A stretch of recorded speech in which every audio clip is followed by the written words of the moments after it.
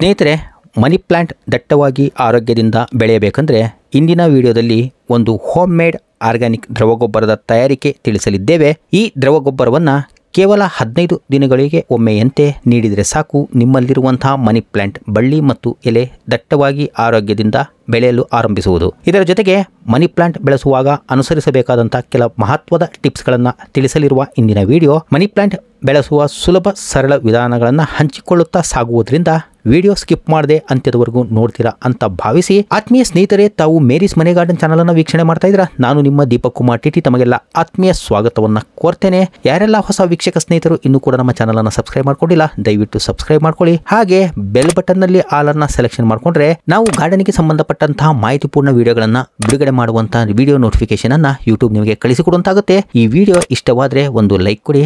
Informative ಅಂತೇಳಿ ಅನ್ಸಿದ್ರೆ ನಿಮ್ಮ ಫ್ರೆಂಡ್ಸ್ ಮತ್ತೆ ರಿಲೇಟಿವ್ಸ್ ಗಳಿಗೂ ಶೇರ್ ಮಾಡಬೇಕಾಗಿ ಈ ಮೂಲಕ ವಿನಂತಿಸಿಕೊಳ್ತಾ ಇಂದಿನ ವಿಡಿಯೋ ಪ್ರಾರಂಭಿಸೋಣ. ಸ್ನೇಹಿತರೆ, ಮೊದಲಿಗೆ ಮನಿ ಪ್ಲಾಂಟ್ ಅನ್ನ ಬೆಳೆಸುವ ಟೆಕ್ನಿಕ್ ತಿಳಿಯೋಣ. ಮನಿ ಪ್ಲಾಂಟ್ ಬೆಳೆಸಲು ಬೇಸಿಗೆ ಮತ್ತು ಮಳೆಗಾಲದ ಋತುಮಾನ ಪ್ರಶಸ್ತವಾಗಿರುವುದರಿಂದ ಈ ಕಾಲದಲ್ಲಿ ಮನಿ ಪ್ಲಾಂಟ್ ತುಂಬಾ ಸುಲಭವಾಗಿ ಬೆಳೆಸಲು ಮನಿ ಪ್ಲಾಂಟ್ ಬಳ್ಳಿಯ ಬಲಿತ ಬಳ್ಳಿ ಅವಶ್ಯಕತೆ ಇರುತ್ತೆ. ಬಲಿತ ಬಳ್ಳಿಯ ಪ್ರತಿಯೊಂದು ಎಲೆಯ ಹತ್ತಿರ ಏರಿಯಲ್ ರೂಟ್ ಏರ್ಪಟ್ಟಿರುತ್ತೆ ಅಥವಾ ಈ ರೀತಿ ಎಲೆಯ ಸಮೇತ ಮನಿ ಪ್ಲಾಂಟ್ಗಾಗಿ ತಯಾರಿಸಿದ ಪಾಟಿಂಗ್ ಮಿಶ್ರಣದಲ್ಲಿ ಈ ಎಲೆ ಮತ್ತು ಕಾಂಡವನ್ನ ಮಿಶ್ರಣದಲ್ಲಿ ನೆಟ್ಟರೆ 15ರಿಂದ 20 ದಿನಗಳಲ್ಲಿ ಈ ಎಲೆ ಜೊತೆ ಇರುವ ಬಳ್ಳಿಯ ತುಂಡಿನಿಂದ ಸುಲಭವಾಗಿ ಬೇರು ಬೆಳವಣಿಗೆ ಕಾಣುವುದು. ಮನಿ ಪ್ಲಾಂಟ್ಗೆ ಯಾವ ರೀತಿಯ ಪಾಟಿಂಗ್ ಮಿಶ್ರಣದ ಅವಶ್ಯಕತೆ ಇರುತ್ತೆ, ಅದನ್ನ ಹೇಗೆ ತಯಾರಿಸಬಹುದು ಎಂಬ ಮಾಹಿತಿಯನ್ನ ಮುಂದೆ ತಿಳಿಸುತ್ತಾ ಸಾಗುತ್ತೇನೆ. ಇದೇ ರೀತಿಯ ಕಟಿಂಗ್ ತೆಗೆದುಕೊಂಡು ನೀರಿನ ಬಾಟಲಿ ಅಥವಾ ನೀರು ತುಂಬಿದ ಗ್ಲಾಸ್ ನಲ್ಲೂ ಮನಿ ಪ್ಲಾಂಟ್ ಬಳ್ಳಿ ಅಭಿವೃದ್ಧಿಪಡಿಸಬಹುದು. ಇದಕ್ಕಾಗಿ ನೀರು ತುಂಬಿದ ಬಾಟಲಿಯಲ್ಲಿ ಕಟಿಂಗ್ ನ ಬಳ್ಳಿಯ ತುಂಡು ನೀರಿನೊಳಗೆ ಮುಳುಗುವಂತೆ ಇಟ್ಟರೆ ಕೇವಲ 15 ದಿನಗಳಲ್ಲಿ ಇದರಿಂದ ಬೇರು ಅಭಿವೃದ್ಧಿಯಾಗುವುದು. ನೀರಿನಲ್ಲಿ ಬೆಳೆಸುವ ಮನಿ ಪ್ಲಾಂಟ್ ಗಿಡದ ನೀರು ಪ್ರತಿ 4 ದಿನಗಳಿಗೊಮ್ಮೆ ಬದಲಾಯಿಸುವುದರಿಂದ ಇದರ ಬೇರುಗಳು ನೀರಿನಲ್ಲಿ ಕೊಳೆತ ಕಾಣುವುದನ್ನು ತಡೆಗಟ್ಟಬಹುದು. ಸ್ನೇಹಿತರೆ, ನೀರಿನಲ್ಲಿ ಮನಿ ಪ್ಲಾಂಟ್ ಬೆಳೆಸುವಾಗ RO ಅಥವಾ ಫಿಲ್ಟರ್ ನೀರನ್ನ ಬಳಸಬಾರದು. ಇಂತಹ ಪ್ಯೂರಿಫೈಡ್ ನೀರಿನಲ್ಲಿ ಅನೇಕ ರೀತಿಯ ಮತ್ತು ಗಿಡಗಳಿಗೆ ಬೇಕಾದ ಕೆಲ ಪೋಷಕಾಂಶಗಳು ದೊರೆಯುವುದಿಲ್ಲ ಮತ್ತು ಪ್ಯೂರಿಫೈ ರಾಸಾಯನಿಕಗಳಿಂದ ಗಿಡದ ಬಳ್ಳಿ ಸುಟ್ಟು ಹೋಗುವುದು. ನೀರಿನಲ್ಲಿ ಬೆಳೆಸುವ ಮನಿ ಪ್ಲಾಂಟ್ಗೆ ಇವೆಷ್ಟು ಕೇರ್ ತೆಗೆದುಕೊಂಡ್ರೆ ಮನಿ ಪ್ಲಾಂಟ್ ಬಳ್ಳಿ ಅತ್ಯುತ್ತಮ ಬೆಳವಣಿಗೆ ಕಾಣುವುದನ್ನ ಚಿತ್ರೀಕರಣದಲ್ಲಿ ಈಗಾಗಲೇ ನೋಡ್ತಾನೆ ಇದ್ದೀರಾ. ಈ ರೀತಿ ಮನಿ ಪ್ಲಾಂಟ್ ಬೆಳೆಸುವ ಟೆಕ್ನಿಕ್ ಅನ್ನ ಕರಗತ ಮಾಡಿಕೊಂಡ್ರೆ ಹೊರಗಿನಿಂದ ಮನಿ ಪ್ಲಾಂಟ್ ಅನ್ನ ತೆಗೆದುಕೊಳ್ಳುವುದನ್ನೇ ತಾವು ಮರ್ತು ಹೋಗ್ಬಿಡ್ತೀರಾ.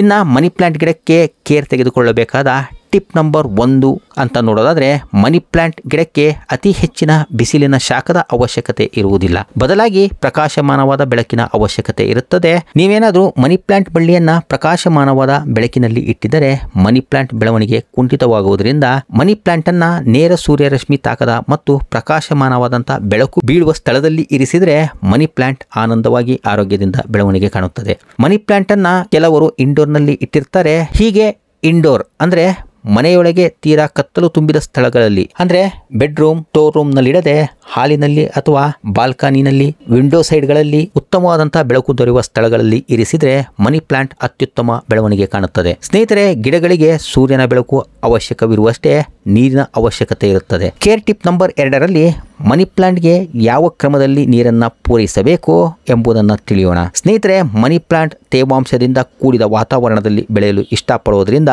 ನೀರಿನ ಪೂರೈಕೆ ಹೆಚ್ಚಿಸಬೇಕೆಂದೇನಿಲ್ಲ. ಬದಲಾಗಿ ಮನಿ ಪ್ಲಾಂಟ್ ಕಡಿಮೆ ನೀರು ಬಯಸುವ ಸಸ್ಯವಾದ್ದರಿಂದ ಗಿಡದ ಬುಡದಲ್ಲಿರುವ ಪಾಟಿನ ಮಿಶ್ರಣ ತೇವಾಂಶದಿಂದ ಕೂಡಿದ್ರೆ ನೀರನ್ನ ಕೊಡದೆ ಅದರ ಮೇಲ್ಭಾಗದ 1 ಇಂಚಿನಷ್ಟು ಒಣಗಿರುವಂತೆ ಕಂಡರೆ ಮಾತ್ರ ಕೇವಲ 200 ml ನಿಂದ 400 ml ನಷ್ಟು ನೀರನ್ನ ಪೂರೈಸಬೇಕು.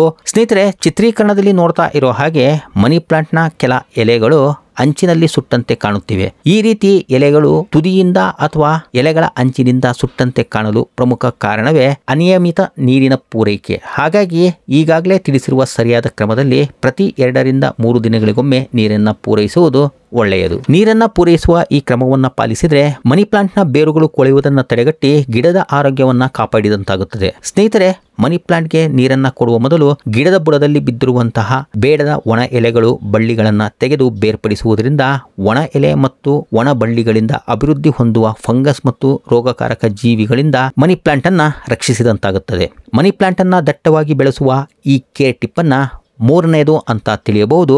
ಈ ಕೇರ್ ಟಿಪ್ ನಲ್ಲಿ ಮನಿ ಪ್ಲಾಂಟ್ ಬಳ್ಳಿ ಜಾತಿಗೆ ಸೇರಿರುವುದರಿಂದ ಮನಿ ಪ್ಲಾಂಟ್ ಅನ್ನ ಬಳ್ಳಿಯ ಬದಲಿಗೆ ದಟ್ಟವಾಗಿ ಪಾಟಿನ ಸುತ್ತ ಹರಡುವಂತೆ ಬೆಳೆಸಬೇಕಂದ್ರೆ ಬಳ್ಳಿಯಂತೆ ಬೆಳೆಯುತ್ತಿರುವಂತಹ ಕಾಂಡವನ್ನ ನಿಮ್ಮ ಅವಶ್ಯಕತೆಗೆ ಅನುಸಾರವಾಗಿ ಕತ್ತರಿಸಬಹುದು. ಕತ್ತರಿಸಿದ ಬಳ್ಳಿಯ ಭಾಗವನ್ನ ಈಗಾಗಲೇ ತೋರಿಸಿದಂತೆ ಮತ್ತೆ ಅದೇ ಪಾಟಿನಲ್ಲಿ ನೆಡುವುದರಿಂದ ಮನಿ ಪ್ಲಾಂಟ್ ನ ಸುಮಾರು ಬಳ್ಳಿಗಳು ಅಭಿವೃದ್ಧಿಯಾಗುವುದರಿಂದ ಪಾಟಿನ ತುಂಬೆಲ್ಲ ದಟ್ಟವಾಗಿ ಹರಡಿರುವಂತೆ ಮನಿ ಪ್ಲಾಂಟ್ ಅನ್ನ ಶೃಂಗಾರಗೊಳಿಸಬಹುದು. ಸ್ನೇಹಿತರೆ, ಮನಿ ಪ್ಲಾಂಟ್ ಅನ್ನ ಬಳ್ಳಿಯಾಗಿ ಹಬ್ಬಿಸಲು ಕಾಯಿರ್ ಸ್ಟಿಕ್ ಅಥವಾ ಮಾಸ್ಟಿಕ್ ಅನ್ನ ಬಳಸಿಕೊಂಡು ಈ ಸ್ಟಿಕ್ ಮೇಲೆ ಬಳ್ಳಿ ಹಬ್ಬುವಂತೆ ಮಾಡಬಹುದು. ಇದರಿಂದ ಮನಿ ಪ್ಲಾಂಟ್ ನ ಪ್ರತಿಯೊಂದು ಎಲೆಯ ಪಕ್ಕದಲ್ಲಿರುವಂತಹ ನೋಡ್ಸ್ ನಿಂದ ಏರಿಯಲ್ ರೂಟ್ ಗಳು ಬೆಳವಣಿಗೆ ಹೊಂದಲು ಮಾಸ್ಟಿಕ್ ನಲ್ಲಿರುವಂತಹ ತೇವಾಂಶ ಸಹಕರಿಸುತ್ತದೆ. ಸ್ನೇಹಿತರೆ, ತಾವು ಚಿತ್ರೀಕರಣದಲ್ಲಿ ನೋಡ್ತಾ ಇರುವಂತಹ ವಿಳೆದೆಲೆ ಬಳ್ಳಿ ಹಬ್ಬಿರುವಂತಹ ಮಾಸ್ಟಿಕ್ ಅನ್ನ ಮನೆಯಲ್ಲೇ ಅಭಿವೃದ್ಧಿಪಡಿಸಿದ್ದು, ಇದರ ಸಂಪೂರ್ಣ ಮಾಹಿತಿಯನ್ನ ಡಿಸ್ಕ್ರಿಪ್ಷನ್ ನಲ್ಲಿ ನೀಡಲಾದಂತಹ ಪ್ಲೇ ಲಿಸ್ಟ್ ನಲ್ಲಿರುವಂತಹ ವಿಡಿಯೋವನ್ನ ಆಯ್ದುಕೊಂಡು ವೀಕ್ಷಿಸಬಹುದು. ಅಥವಾ ಆನ್ಲೈನ್ ಮೂಲಕ ಮಾಸ್ಟಿಕ್ ಅನ್ನ ತರಿಸಿಕೊಳ್ಳ ಬಯಸುವವರು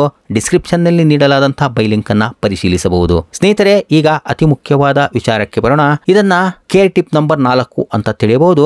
ಯಾವುದೇ ಗಿಡ ಬಳ್ಳಿ ಬೆಳೆಸಲು ಪಾಟಿಂಗ್ ಮಿಶ್ರಣ ತುಂಬಾ ಅವಶ್ಯಕವಾಗಿರೋದ್ರಿಂದ ಮನಿ ಪ್ಲಾಂಟ್ ಗಿಡವನ್ನ 10% ಬಿಡಿಬಿಡಿಯಾದ ಮಣ್ಣಿಗೆ 50% ಕೋಕೋಪೀಟ್ ಮತ್ತು 40% ವರ್ಮಿ ಕಾಂಪೋಸ್ಟ್ ಬೆರೆಸಿದ್ರೆ ಮನಿ ಪ್ಲಾಂಟ್ ನ ಬೇರುಗಳು ಸುಲಭ ಮತ್ತು ತ್ವರಿತವಾಗಿ ಬೆಳವಣಿಗೆ ಕಾಣುವಂತೆ ಕೋಕೋಪೀಟ್ ತೇವಾಂಶ ಕಾಯ್ದಿರಿಸಿಕೊಂಡ್ರೆ ವರ್ಮಿ ಕಾಂಪೋಸ್ಟ್ ಮತ್ತು ಮಣ್ಣು ಬೇರುಗಳಿಗೆ ಬೇಕಾದಂತಹ ವಾಯು ಮತ್ತು ಪೋಷಕಾಂಶ ಹೀರಿಕೊಳ್ಳುವ ಸೂಕ್ಷ್ಮ ಜೀವಿಗಳಿಗೆ ಪೋಷಿಸಿ ಮಿಶ್ರಣದಲ್ಲಿ ಅತ್ಯಂತ ಉತ್ತಮವಾದಂತಹ ಸಾಂದ್ರತೆಯನ್ನ ಕಾಪಾಡಿಕೊಳ್ಳುತ್ತದೆ. ಸ್ನೇಹಿತರೆ, ಮನಿ ಪ್ಲಾಂಟ್ ನ ಹೊಸ ಕಟಿಂಗ್ ಅನ್ನ ನೆಡಲು ಈ ರೀತಿಯ ಪಾಟಿಂಗ್ ಮಿಶ್ರಣವನ್ನ ಬಳಸಿದ್ರೆ ಅತ್ಯುತ್ತಮವಾದಂತಹ ಫಲಿತಾಂಶ ನೀಡುವುದಲ್ಲದೆ ಸಕ್ಸೆಸಿವ್ ರೇಟ್ ಕೂಡ ಹೆಚ್ಚಾಗಿರುತ್ತದೆ. ಸ್ನೇಹಿತರೆ, ಮನಿ ಪ್ಲಾಂಟ್ ನೆಡುವುದು ಬಿಸಿಲು, ನೀರು, ಆರೈಕೆ ಹೀಗೆಲ್ಲ ಆದ ನಂತರ ಮನಿ ಪ್ಲಾಂಟ್ ಆರೋಗ್ಯದಿಂದ ಹಸಿರಾದ ಎಲೆಗಳಿಂದ ತುಂಬಿರಲು ಗೊಬ್ಬರ ಮತ್ತು ಅದನ್ನು ಅನ್ವಯಿಸುವ ಕ್ರಮ ಅತಿ ಮುಖ್ಯವಾದುದರಿಂದ ನಾವಿಂದು ಮನೆಯಲ್ಲೇ ಸುಲಭವಾಗಿ ಅಡುಗೆ ಮನೆಯಲ್ಲಿ ತ್ಯಾಜ್ಯವೆನಿಸಿಕೊಳ್ಳುವಂತಹ ಯಾವುದೇ ಹಸಿರು ತರಕಾರಿಗಳ ಸಿಪ್ಪೆಗಳನ್ನ ಶೇಖರಿಸಿಕೊಂಡು